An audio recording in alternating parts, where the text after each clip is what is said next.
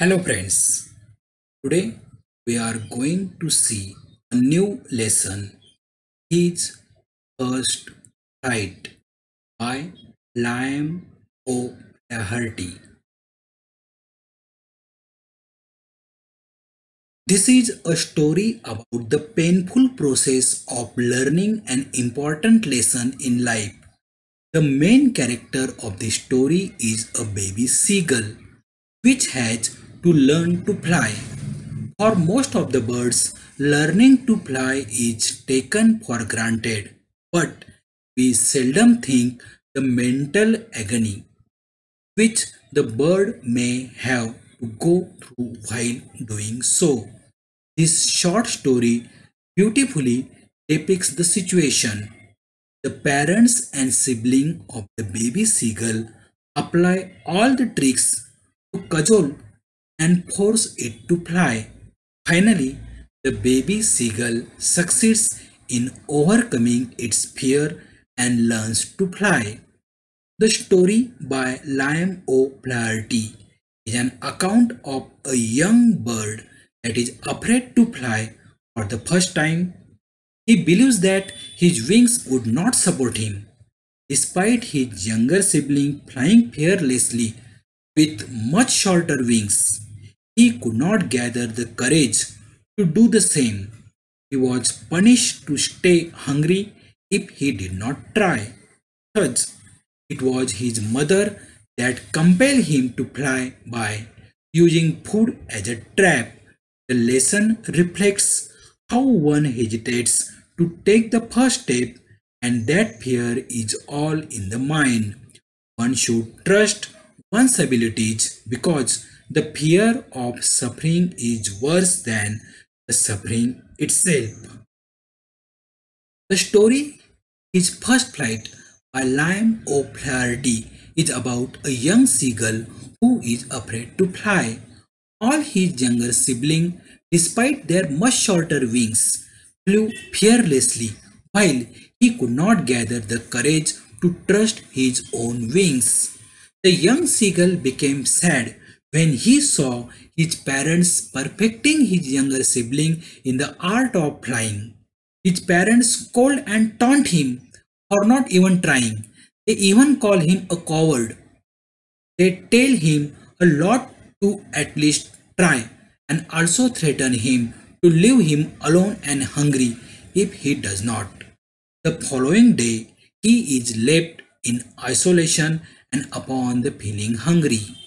He tries to seek the attention of his family members. Only his mother, who is withering a fish in an attempt to eat it, notices his son. The young seagull cries out starvation, hoping his mother would help. On seeing his mother come to him with the fish, he gets excited, but on noticing that his mother stopped midway, he gets maddened out of hunger and takes a dive at the fish. Forgetting for a moment that he is afraid to fly, finally he took his first flight. All the family members celebrate his victory by cheering and dancing around him. He also attempts at floating in the sea that he was once afraid of. Thus, he overcomes each fear and realizes that it is all in the mind. 1.5 His First Flight by Liam O'Flaherty. प्रस्तुत पाठामध्ये समुद्र पक्ष्याच्या पिलाची उडण्याची भीती त्याच्या आईवडिलांनी कशी दूर केली हे सांगितलेले आहे. त्याचे भाऊ बहीण भरारी घेतात, उडतात, परंतु या पिलाच्या पंखात उडण्याची क्षमता असूनही ते झेप घेत नाही, कारण त्याच्या मनात मन उडू शकणार नाही अशी भीती असते. शेवटी त्याची आई त्याच्यासाठी आणलेले अन्न दूर ठेवते व त्यास सांगते की तू झेपावल्याशिवाय तुला अन्न नाही, तू उपाशी मरशील. शेवटी ते पिलू आकाशात झेप घेत आपले पंख पसरून उड. मित्रांनो, हीच फर्स्ट हाईट हा एक अतिशय सुंदर असा पाठ, ज्या पाठामध्ये आपण आपली भीती कशी घालवली पाहिजे याचं उत्कृष्ट उदाहरण या पाठाद्वारे आज बघावयास मिळते. मित्रांनो, आपल्याला प्रत्येकाला कसली ना कसली भीती वाटत असते. कुणाला रात्रीच्या अंधाराची भीती वाटत असते, कोणाला स्टेजवर भाषण द्यायची भीती वाटत असते, कोणाला सायकल चालवण्याची भीती वाटत असते. आणि जोपर्यंत आपण या भीतीवर विजय मिळवण्याचा प्रयत्न करणार नाही, तोपर्यंत आपल्याला वाटतच राहणार आहे. उदाहरणार्थ, ज्या मुलाला किंवा मुलीला अंधाराची भीती वाटत असते, तो मुलगा किंवा ती मुलगी जर अंधारात गेली नाही, तर कायमस्वरूपी अंधाराची भीती त्या मुलाला. त्यामुळे जेव्हा-जेव्हा चान्स मिळेल, जेव्हा-जेव्हा संधी मिळेल, त्या वेळी तो मुलगा किंवा मुलगी जी अंधाराला घाबरते आहे, ती जर अंधारात गेली, तर हळू तिची अंधाराविषयीची भीती ही दूर होईल. दुसरं आपण उदाहरण बघूया. एखादा मुलगा किंवा मुलगी ज्याला स्टेजवर जाऊन भाषण करायची भीती वाटते. तो मुलगा किंवा ती मुलगी जर स्टेजवर गेलीच नाही, तर त्याला आयुष्यात कधीही भाषण करता येणार नाही. त्यामुळे या विद्यार्थ्याने आपली भीती कशी घालवायची? तर ज्या वेळेला काही कॉम्पिटिशन असेल किंवा ज्या वेळेला त्याला स्टेजवर मिळेल, त्या वेळी त्याने स्टेजवर गेलं पाहिजे आणि भलेही 1 किंवा 2 वाक्य जरी तो बोलला, तरी चालणार आहे. असं करत त्याची भीती दूर होऊ शकते. किंवा एखादा विद्यार्थी आहे, त्याला सायकल चालवण्याची भीती वाटते.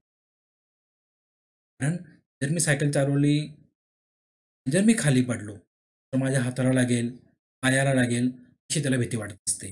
आणि म्हणून या पडण्याच्या भीतीमुळे हा विद्यार्थी किंवा ही विद्यार्थिनी सायकल चालवत नाही. अगदी अशाच प्रकारे भरपूर भीती ही आपल्या मनामध्ये प्रत्येकाच्या कायम असते.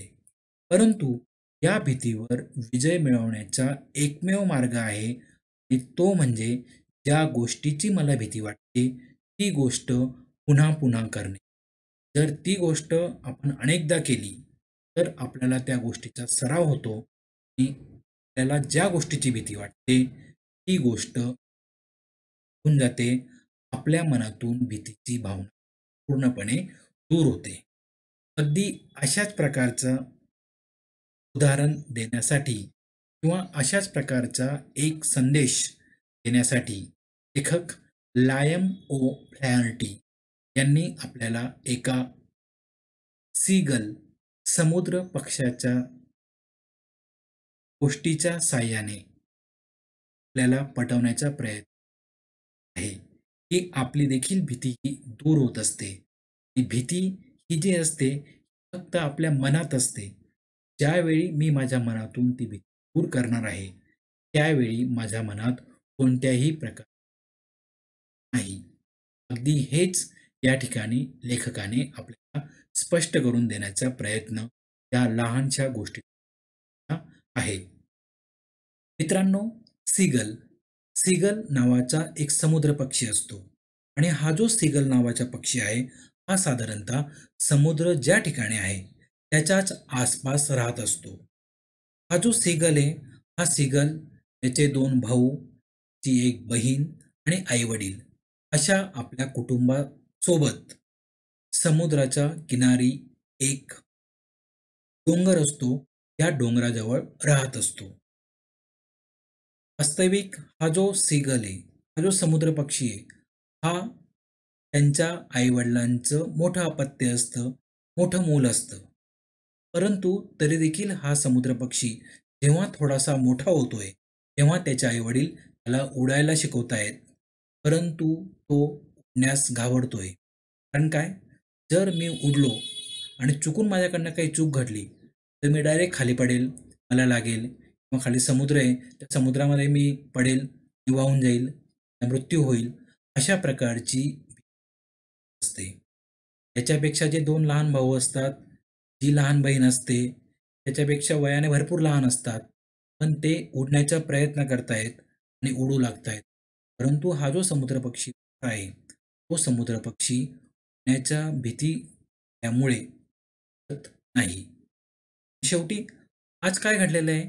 तर आज जे असेल, तर समुद्र पक्षाचे 2 भाऊ, त्याची बहीण आणि आई-वडील हे आता जी जागा होती, त्यांचं जे घरटं होतं डोंगराला लागून, त्या ठिकाणाहून समुद्राच्या पलीकडे दुसऱ्या किनाऱ्यावर निघून गेलेले आहेत. आणि ते या पक्षाला सारखे सांगत होते, "तू देखील आमच्यासोबत चल, तू देखील आमच्यासोबत चल." परंतु हा समुद्र पक्षी जो असेल, हा त्याने त्याचं म्हणणं ऐकलं नाही. आता जवळ-जवळ 24 तास झालेले आहेत. 24 तासापासून हा जो समुद्र पक्षी होता, हा त्या डोंगरावर एकटा आहे. त्याचे आई-वडील आणि बहिणी हे समुद्राच्या तळाशी आलेले आहेत किंवा समुद्राच्या तळाजवळ ते आहेत. समुद्राच्या किनाऱ्यालगत ते आहेत. त्याची आई, त्याचे वडील, त्याचे भाऊ, बहिणी हे त्याला सारखं खुणावतायत. "अरे बघ, किती छान मासे आहेत. देखील इकडे ये, किती छान पाणी आहे."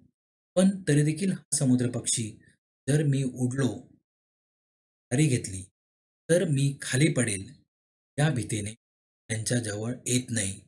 वास्तविक आता जवळ-जवळ 24 तास झाले होते. 24 तासापासून हा समुद्र पक्षी हा त्या डोंगरावर एकटा गेलेला आहे. पोटात अन्नाचा कण नाही. याउलट ते बहीण-भाऊ, आई-वडील जे असतील, ते समुद्राच्या किनाऱ्यालगत थांबलेले आहेत. त्या ठिकाणी ते मासे खात आहेत. समुद्राचे पाणी पित आहेत, समुद्रावरनं उडतायत, अतिशय आनंदात आहेत. परंतु प्रत्येक वेळी ते आई-वडील, बहीण-भाऊ हे त्याला बोलावतायत, परंतु केवळ मरण्याच्या भीती सुटता येत नाही या भीतीने. हा समुद्र पक्षी जे असेल त्यांच्याजवळ यायचं टाळत आहे. शेवटी त्याला आता फार भूक लागलेली आहे. आईचं समुद्र पक्षाची जी आई होती, त्या समुद्र पक्षाच्या आईचं आपल्या पिल्लाकडे लक्ष होतं. ती त्याला खुणावते आहे आणि त्याला एक मासा मी पकडलेला आहे, तो तू इथे येऊन खा, अशा प्रकारची आहे. परंतु हा जो समुद्र पक्षी आहे, त्याला उडायची भीती वाटते. तो आपल्या आईला आपल्याकडे बोलवतो आणि तिला म्हणतो, की "माझ्या जवळ ये आणि तो मासा मला दे." अशा प्रकारे समुद्र पक्षी जो असेल, हा उडण्यास घाबरतो आहे. पोटात अन्नाचा कण नाही, पण तरी देखील मासा खाण्यासाठी तो खाली समुद्राच्या किनाऱ्याजवळ जात नाही.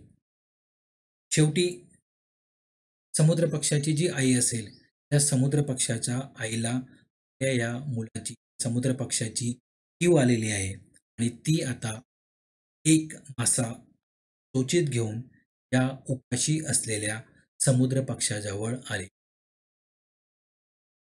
जेव्हा त्याची आई त्या समुद्र पक्षाजवळ आलेली आहे, तेव्हा या समुद्र पक्षाने बघितलं, की आपल्या आईच्या चोचीमध्ये एक सुंदर असा मासा आहे आणि म्हणून या समुद्र पक्षाला अतिशय भूक लागलेली होती. आता हा मासा मला मिळणार. त्या माशाला मी खाऊन माझं पोट भरणार. असं या समुद्र पक्षाला वाटते आहे. त्यामुळे तो आता अतिशय आनंदी झालेला आहे. कारण मागील 24 तासापासून त्याच्या पोटामध्ये अन्नाचा एकही कण नव्हता. आणि त्यामुळे आई आपल्याकडे येते आहे, असं बघून हा समुद्र पक्षी अतिशय आनंदित झालेला आहे. परंतु समुद्र समुद्र पक्षी आणि त्याची आई यांच्यामध्ये काही फुटाचं अंतर असतानाच समुद्र पक्षाची आई, तो मासा होता, हा आपल्या तोंडात तसाच ठेवून हवेमध्ये ती आहे. आणि समुद्र पक्षाला म्हणते, त्या पक्षाला म्हणते, "ते आणि हा मासा पकड." समुद्र पक्षी जो असेल, त्या मनामध्ये एक भीती आहे, "अरे, मला उडता येत नाही आणि जर मी उडताना खाली पडलो, खाली समुद्र आहे आणि मी वाहून जाणार." दुसऱ्या दुसऱ्या मनात त्याच्या विचार येतोय, "अरे, हा जो मासा आहे किती छान आहे. हा मासा आपण खाल्ला पाहिजे. मी मासा खाल्ला नाही, तर मी मरून जाईल. 24 तासापासून माझ्या पोटामध्ये अन्नाचा एकही कण नाही." आणि अशा प्रकारे जो मासा होता, अतिशय छान मासा होता आणि अगदी समुद्र पक्षी आणि त्याची आई यांच्यामध्ये थोडंसं अंतर होतं आणि म्हणून हा जो मासा असेल, हा मासा खाण्यासाठी हा जो समुद्र पक्षी असेल, याने आपल्या आईकडे झेप घेतली. तो आपल्या आईकडे आहे.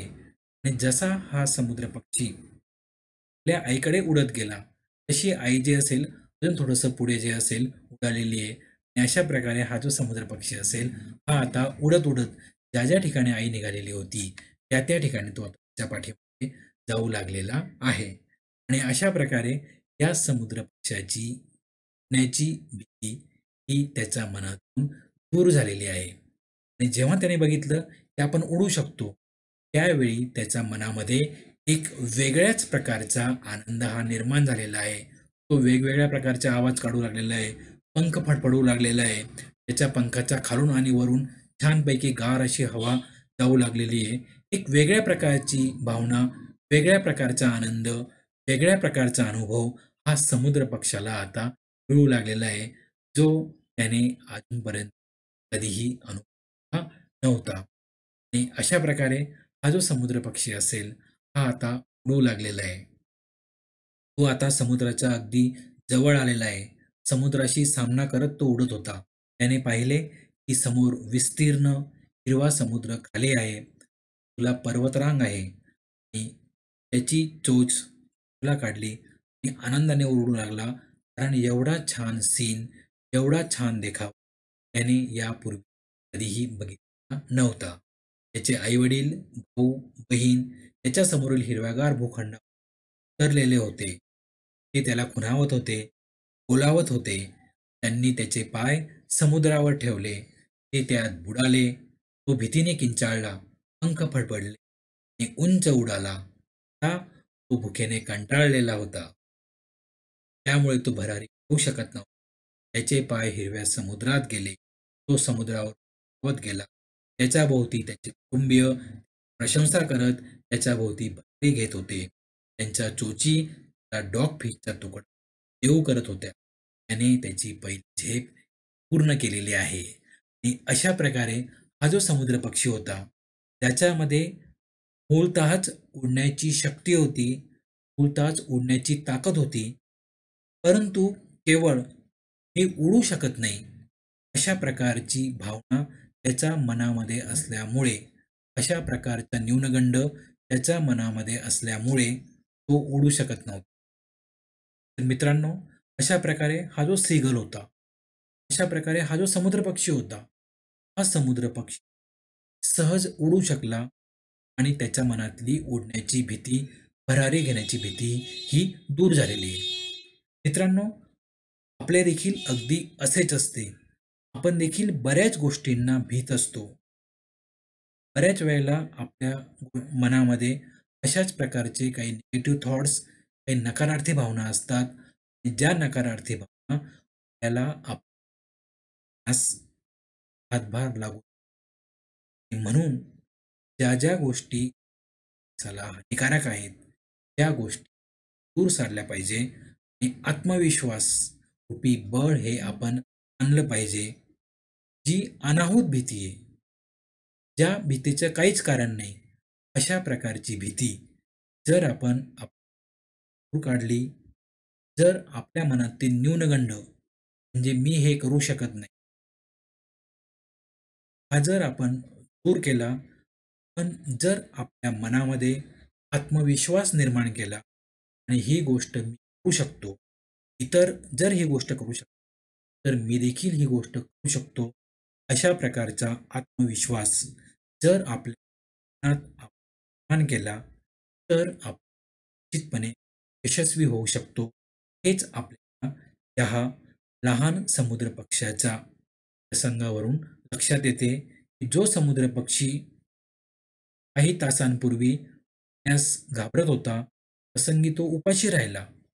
परंतु ज्यावेळी वेळ आलेली आहे, ज्यावेळी आईच्या चोचीमध्ये त्याने माशाचा तुकडा बघितला आणि हा तुकडा खाण्याच्या उद्देशाने तो आपल्या आईकडे उडत गेला.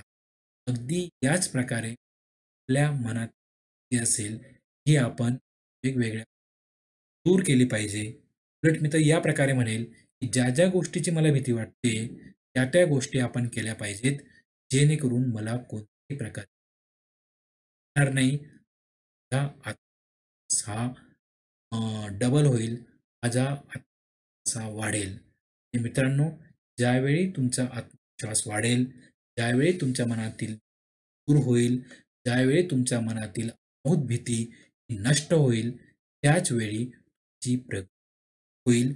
हेच आपणास या लहान सीगल किंवा समुद्र पक्ष्याच्या प्रसंगावरून लक्षात येते. त्यामुळे मित्रांनो, तुमच्या मनात जर काही भीती असेल, तुम्ही जर एखाद्या करत असाल, तर ती भीती त्यापासून दूर नाही. तुम्हाला तुमच्या मनात गंड दूर करण्यासाठी शुभेच्छा. धन्यवाद. घरीच राहा, सुरक्षित राहा.